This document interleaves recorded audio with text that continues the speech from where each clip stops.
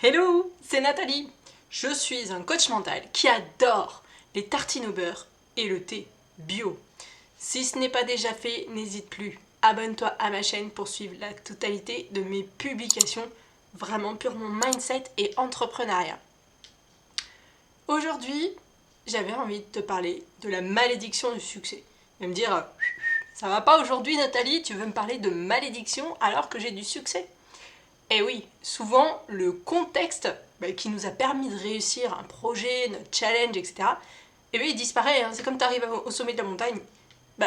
La montagne elle disparaît une fois que tu arrives en haut. Donc quand tu as réussi, eh bien, le contexte qui t'a permis de réussir, il disparaît, tout simplement. Et moi, je voulais t'en parler aujourd'hui. Parce que j'ai l'impression, enfin c'est plus qu'une impression d'ailleurs, c'est un constat, je dirais il y en a certains qui ont une soif de succès et une force vraiment absolument intense pour y arriver, c'est incroyable, parce qu'ils vivent une vie insupportable et qui veulent absolument se libérer de leur objectif par n'importe quel moyen. Mais une fois qu'ils ont réussi et que leur vie elle est devenue ultra confortable, eh bien on se rend compte qu'on n'a plus du tout la même motivation parce que le contexte a complètement changé, tout simplement. Alors, pour te donner une idée, je te dirais, par exemple, certains, quand ils démarrent, eh bien, souvent, on est seul. On travaille dans le calme, on travaille de la manière qui nous sied le mieux à soi. On n'est pas interrompu, ou alors on l'est beaucoup. C'est, on va dire, des moments où on peut se concentrer à fond, on travaille sur les projets, on fait plein de on échafaude beaucoup de plans et en fait ça leur permet clairement d'en arriver là où ils sont. Alors d'autres, eh bien ils n'ont pas le choix quand ils se lancent, ils n'ont pas de moyens et ils n'ont qu'un seul talent.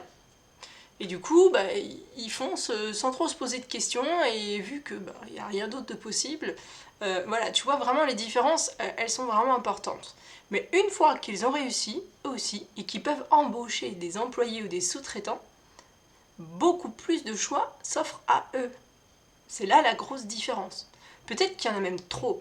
Ils se retrouvent incapables de prendre une décision, de faire une action, d'agir, tellement il y a de voies possibles, clairement. C'est ce qu'on appelle la paralysie du choix.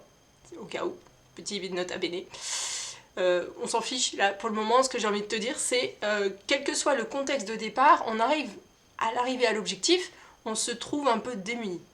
Lorsqu'on a réussi, c'est ce que je veux te dire, quelque chose, un tout petit projet, une petite marche, je veux te dire que c'est extrêmement important de faire un petit retour en arrière et de se demander quel était le contexte qui nous a permis d'en arriver là. Souvent, on regarde là où on est, mais on ne regarde plus de là où on vient. Et de rester vraiment vigilant là-dessus, parce que c'est souvent les conditions qui t'ont permis de pouvoir progresser. Donc essaye de retrouver ces conditions-là, même si c'est un nouveau contexte, essaye de retrouver les éléments clés qui sont pour toi d'excellents moteurs. Il faut vraiment rester vigilant là-dessus parce que c'est pas parce que tu réussis une première fois que les suivantes, elles vont être pareilles. Ça peut être beaucoup plus difficile et c'est là où on retrouve des blocages et là où le mental remet la main sur toi et te happe en fait dans un espèce une roue complètement bloquée et c'est là forcément où j'interviens et forcément le contexte il n'a pas changé, il a changé par rapport à ta situation initiale et c'est là où je te dis fais attention, regarde bien, tu as réussi, c'est très bien, mais n'oublie pas, souvent on dit, les anciens ils disent n'oublie pas d'où tu viens, mais c'est un petit peu la même chose, n'oublie pas le point de départ. Est-ce que tu étais seul? Est-ce que tu étais accompagné? Est-ce que tu as cravaché le soir après le boulot? Est-ce que en fait tu étais de cool Raoul à la maison et tu n'avais aucune contrainte de l'ordre matériel, à savoir préparer les repas, faire le ménage? Si c'est le cas, franchement, tu as trop de la chance parce que moi, le ménage, c'est pas mon truc. Non, je divague un peu. Bon, c'est pas grave. Bref, tout ce que je voulais te dire, c'est fais bien le focus sur ta situation initiale et ta situation finale. Le contexte est extrêmement important. Si tu réussis ton objectif, le contexte te met dans les meilleures conditions pour que tu puisses atteindre un autre plafond, un autre niveau, et ça va te permettre réellement de progresser.